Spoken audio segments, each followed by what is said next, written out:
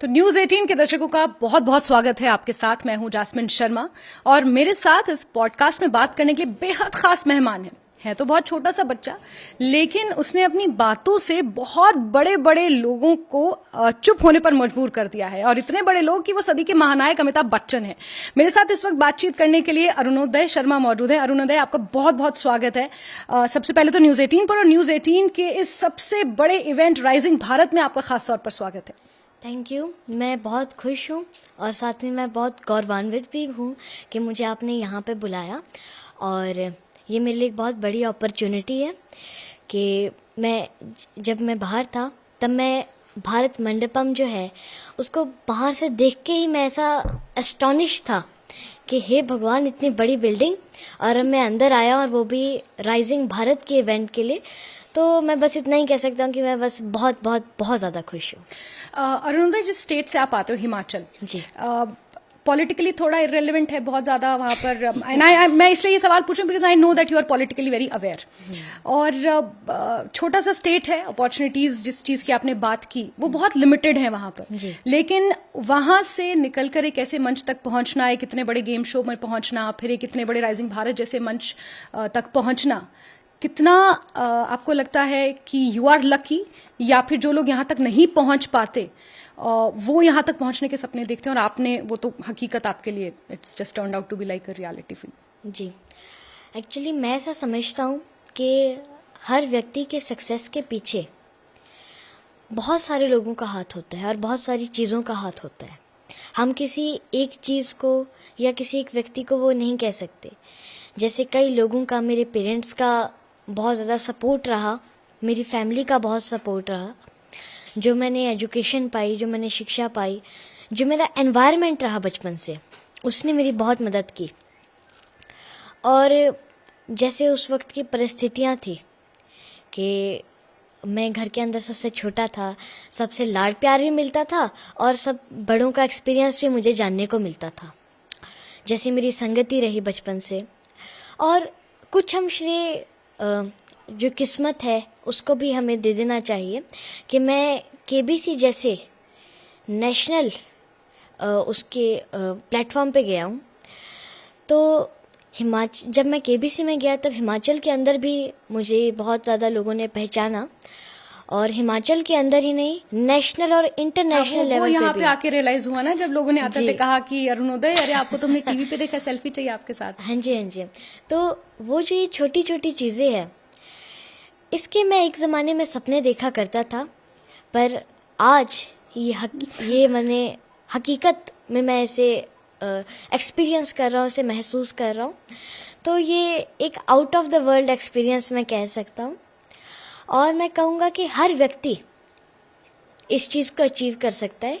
बस बात ये है कि उन्हें पहले तो सपने देखने कभी नहीं छोड़ने चाहिए, और साथ में अगर आप सपने देखते ही रह गए तब फिर आप, और अगर जागे ही नहीं कभी, तब भी नहीं हो पाता कुछ। अरुणोदय, ये चीज ऐसी है ना कि लाइक इतनी कम उम्र में, you are in 8th class I suppose. जी हाँ, तो 8th क्लास में यू आर सेइंग कि आपने अचीव लाइक अपने सपने को आपने जी लिया है। मैं तो मतलब in this age also I am still hoping कि कभी तो मेरा सपना पूरा हो। तो मुझे क्या करना चाहिए कि मैं आपकी तरह सक्सेसफुल बनूं?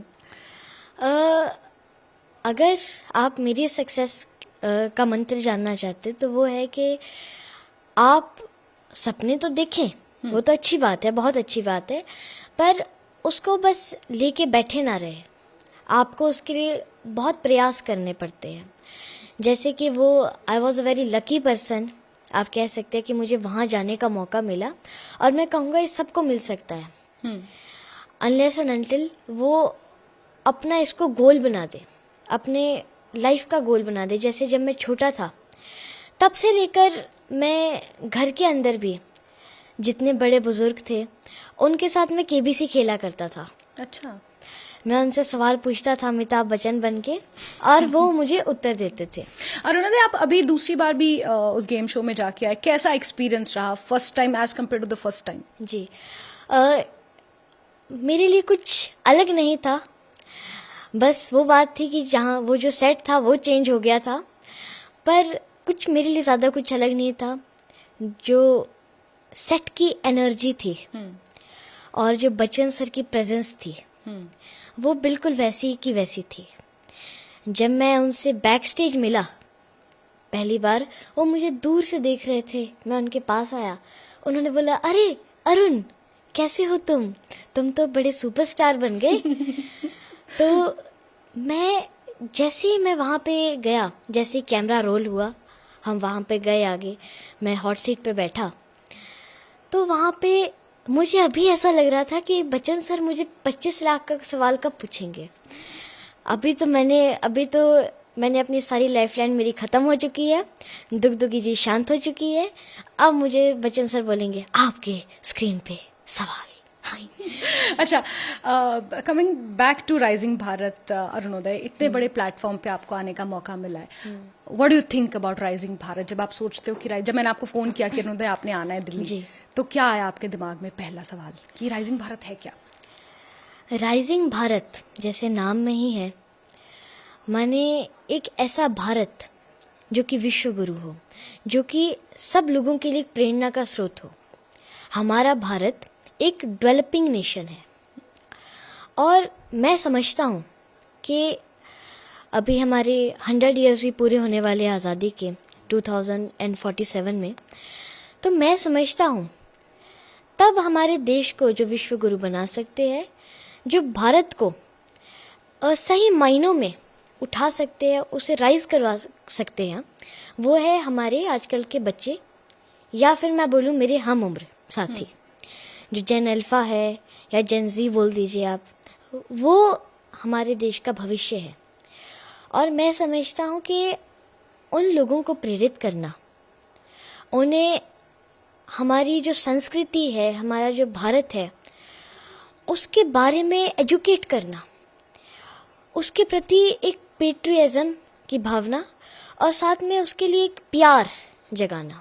आपको लगता है कि ये सब चीजें आज के स्कूल्स में हो रहा है? बिकॉज हिमाचल प्रदेश की कॉन्वेंट एजुकेशन एक बहुत जानी मानी एजुकेशन है, एंड बिकॉज आप शिमला से हो तो वहां पर भी कॉन्वेंट एजुकेशन उस तरह से है, तो क्या आपको लगता है कि आपके स्कूल्स में ये सब चीजें होती हैं, ये सब चीजें सिखाई जाती हैं जिन चीजों का आपने जिक्र किया? जो पेट्रियज्म है, देशभक्ति, वो तो मुझे लगता है कि हम चप्पे चप्पे पे देखते हैं हिंदुस्तान के। अगर हम किसी को भी देखें, किसी भी स्कूल में देखें, मैं अपने से बता रहा हूँ, तो हम सबको बताया जाता है मेरा देश महान।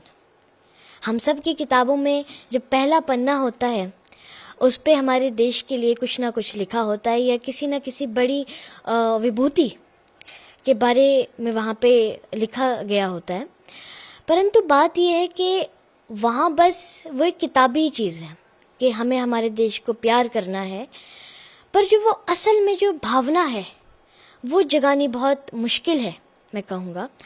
और कई स्कूल्स उसे अचीव कर रहे हैं, पर आज भी अगर आप किसी भी मेरे हम उम्र साथी से पूछे, चाहे आप किसी कला के क्षेत्र में पूछ लीजिए, तो अगर आप पूछे कि आपको किस तरीके के गाने पसंद है, वो कहेंगे हमें तो वेस्टर्न गाने ज़्यादा पसंद है, इंडियन संस्कृति कोई पसंद नहीं करेगा। किस तरीके का कल्चर आपको पसंद है, सब बोलेंगे कि हमें वेस्टर्न कल्चर ज़्यादा पसंद है। ये जो वेस्टर्नाइजेशन है हमारे देश पे, वो एक बहुत ही गहन चिंता का विषय है, क्योंकि जब हमारे देश का युवा अपने देश को जानेगा, पहचानेगा, उससे प्रेम करेगा, तभी तो उसे आगे ले जा पाएगा। अच्छा, मुझे एक बहुत सारे सवाल हैं, लेकिन बिकॉज आपको सेशंस भी अटेंड करने, राइजिंग भारत के इतने इंटरेस्टिंग सेशंस हो रहे हैं, बहुत बड़े बड़े यहाँ पर सेलिब्रिटीज भी आ रहे हैं और बहुत सारे पॉलिसी मेकर्स हैं जो तमाम राइजिंग भारत को आगे ले जाने में किस तरह से उनका योगदान है, वो लोग आएंगे। और इसी के साथ एक आखिरी सवाल मैं आपसे लूंगी, अरुणोदय, आपकी एज के बच्चे राइजिंग भारत में भारत को एक, जिस तरह से आपने कहा कि विश्व गुरु, और आपने बहुत अच्छी इन्फॉर्मेशन दी, क्योंकि हम राइजिंग भारत का सपना तो देखते हैं, हम कहते हैं कि विकसित भारत 2047, लेकिन बहुत लोगों को ये पता नहीं है कि 2047 क्यों रखा गया है। 47 इसलिए क्योंकि आजादी के 100 साल हम तब उस वर्ष में पूरे करेंगे, इसलिए विकसित भारत 2047 टारगेट रखा गया है। अरुणोदय, आपकी एज के बच्चे किस तरह से राइजिंग भारत में कंट्रीब्यूट कर सकते हैं, छोटे थोड़े शॉर्ट में? जी, मेरे हिसाब से अगर मैं हिमाचल का एग्जाम्पल लूँ या फिर हमारे देश का एग्जाम्पल लूँ, जब हमारे बच्चे, जब मेरे हम उम्र साथी इस देश के जो छोटी छोटी एस्पेक्ट्स है अपने लाइफ के, उसमें इस देश का भला ढूंढेंगे, तब हमारा देश एक मैं कहूँगा विश्व गुरु बन सकता है।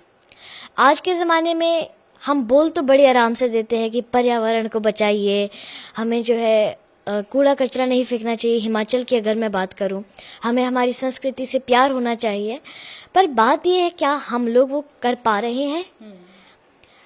मैं कई लोगों को ऐसे मिला हूं जो कि यहाँ से बोलेंगे कि जी कूड़ा कचरा मत फैलाओ, जब अकेले में होंगे तब फिर जो है कूड़ा कचरा बाहर फेंकेंगे। बिल्कुल। तो ये छोटा सा बच्चा हमें इस सवाल के साथ छोड़कर जा रहा है कि हम बातें तो बहुत करते हैं, लेकिन हमें अपने आप से ये पूछना है कि क्या हम वाकई विकसित भारत को, राइजिंग भारत बनाने के लिए या उस तरह का विकसित भारत बनाने के लिए अपनी तरफ से कोई कंट्रीब्यूशन दे रहे हैं या नहीं।